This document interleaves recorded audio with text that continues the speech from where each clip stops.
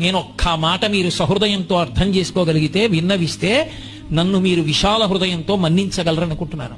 బెల్లంతో వండింది పాయసమే, పంచదారతో వండింది పాయసమే. ఒకటి తెల్లగా ఉంది, ఒకటి నల్లగా ఉంది, రెండిటి రుచి తీపి. అది తెలుసుకున్న నాడు రంగు కోసం పాకులాడవు, పక్క పాత్ర కోసం వెంపర్లాడవు. నాలో కనపడనిది ఏది సీతమ్మలో కనపడి నువ్వు చచ్చిపోయావురా, నీ వెర్రి కామానికి ఏం చేశావో తెలుసా రావణ అని అడిగింది. ప్రపంచాన్ని గడగడలాడించగలిగిన వాడు ఇంద్రుణ్ణి గెలవగలిగిన కొడుకుని కన్నాను. నీ కామానికి పరకాంతని తెచ్చి కొడుకుని యుద్ధానికి పంపి చంపేశావు. నా కొడుకుని, నీ తమ్ముణ్ణి చంపేశావు, కుంభకర్ణుణ్ణి. ఇప్పుడు నువ్వు చచ్చిపోతే నీ తమ్ముడు విభీషణుడు నీ తలకొరివి పెడతాడు. రేపు నేను చచ్చిపోతే నాకు తలకొరివి పెట్టే కొడుకుని మిగల్చకుండా చచ్చిపోయిన దౌర్భాగ్యుడా, నీ కామం నిన్ను చంపిందిరా. చెప్పరా సీతమ్మ ముందు సుందరకాండలో?